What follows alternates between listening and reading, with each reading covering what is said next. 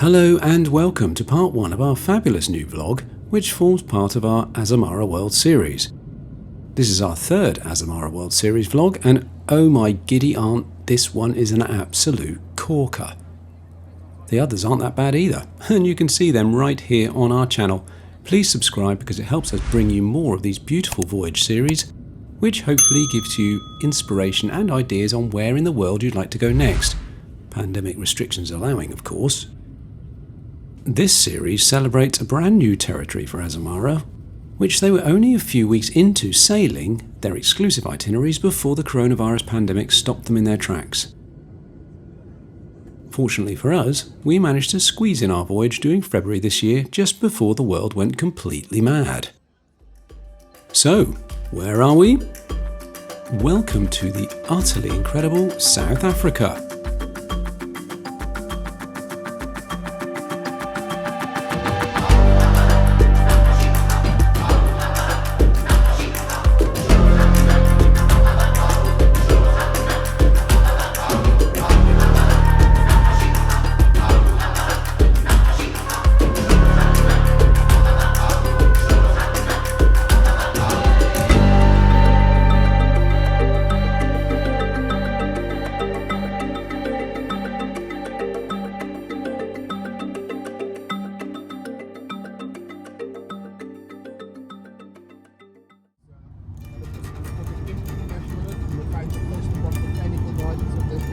Almost immediately after touching down at Cape Town International Airport, you are thrust into the raw reality of South Africa's socio-economic situation.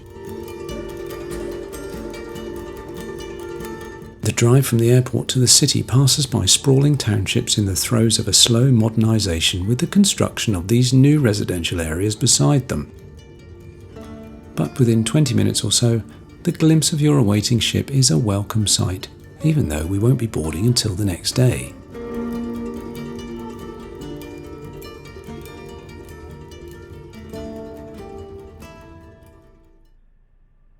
Our adventure starts at our overnight stay at this Southern Sun Cullinan hotel in Cape Town. Cape Town is not without its widely reported problems, but we didn't let its tabloid reputation ruin the few hours we had there. The hotel was beautiful and very secure. Although we hadn't suffered jet lag, as South Africa is only 1 hour ahead of the UK, we were tired and didn't feel like going out, even though we'd been told this area of the city was safe. Sort of. Safer. And anyway, why should we go out with a hotel as lovely as this? Situated in one of the most sought-after areas between the city centre and the fabulous V&A waterfront area, this distinctive landmark building is elegantly styled with an imposing grand lobby featuring these towering pillars and handsome staircase, leading to a beautiful enclosed courtyard area with heated pool wrapped in a spacious terrace where you can bathe in the South African sunshine, enjoy a drink from the extensive and pleasingly cheap wine and cocktail menu, or eat al fresco, which is exactly what we did, but more of that later. Our room had a beautiful view from the 9th floor, overlooking the courtyard and looking towards the famous V&A waterfront area of the city. And as the port was only a stone's throw away next to the waterfront, we even had glimpses of the Azamara Quest too.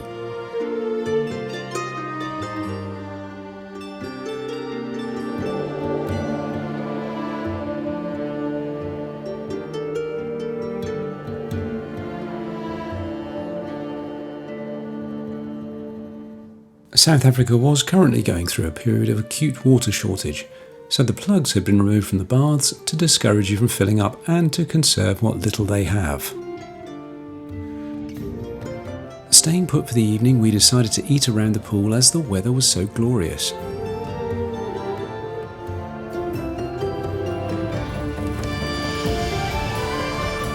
Our tapas-style meal was delicious, and we had all you can see here, a pre-dinner and incredibly fine margarita each, and a decent bottle of South African wine, and the whole bill was incredibly cheap by European standards.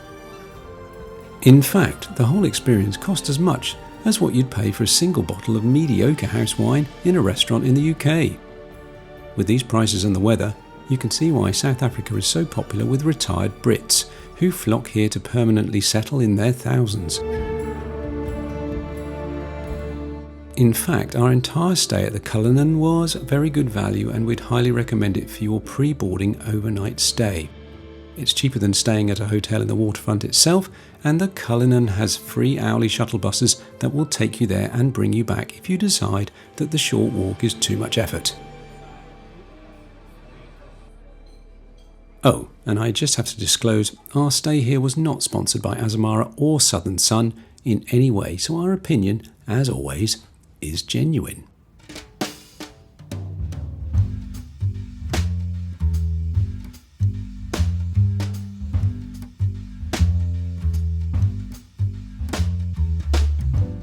The next morning we headed for the ship, had our temperatures taken at the port before embarking, and before you could say no coronavirus symptoms, we were on board the beautiful Azamara Quest, enjoying the famous Azamara hospitality and waiting to get into our stateroom, which for the first time was at the very rear of the ship, sandwiched between two of the huge corner suites. The Quest is nearly identical to her sisters, the Journey and the Pursuit, and that's just fine by us. Its style and ambience is very much boutique country hotel, and we totally felt at home the minute we boarded. And if you ask anyone who regularly cruises with Azamara, and there are a huge number who do, they will tell you the same. It's like coming home. Cape Town Harbour's aquatic population delightfully welcomed us too, with a pod of dolphins inside the harbour walls, which was a rare sight. Even the captain said he'd never seen a pod of dolphins swimming inside a harbour. And they stayed there for ages, giving the delightful guests time to take lots of pictures. Also, the view across the city to Table Mountain was even more incredible. The blanket of cloud oozed over the edge of the 1,000-metre plateau like royal icing over a wedding cake. What an unbelievable start to this voyage. It really doesn't get much better than this, eh? Our accommodation for this voyage was room 6093 at the very rear of the ship on deck 6, sandwiched between two of the huge Club World owners' suites on board. These rear-facing staterooms are Club Veranda Plus staterooms, which are a notch above the Club Veranda balcony staterooms that populate most of the ship. The differences are not too noticeable inside the room itself, and in terms of size and layout, it was not visually different to the Club Veranda rooms we've stayed in many times before. But you do get complimentary internet minutes, a free bag of laundry every 7 nights, 1 complimentary specialty dining every 7 nights, priority embarkation and disembarkation, and in-room booze.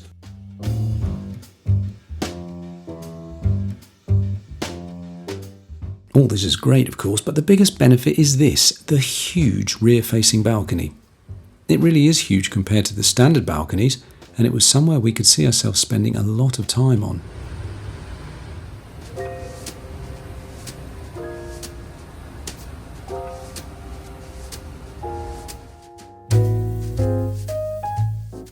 Anyway, room tour over, we enjoyed our first ever party on the bridge.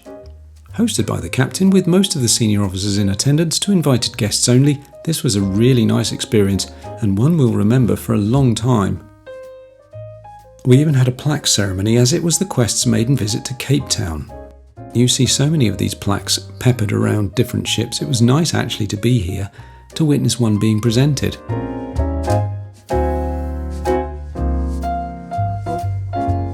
After such an enjoyable couple of hours, it was time to set off on our 10-night South African intensive adventure. In true sail away style, the band played, the drinks flowed, and the beautiful food in the patio grill was thoroughly enjoyed.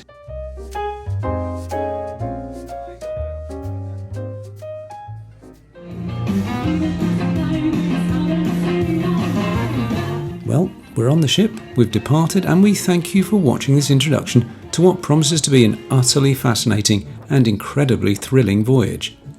Please make sure you subscribe because the next 3 parts of this series will be well worth a watch, I promise.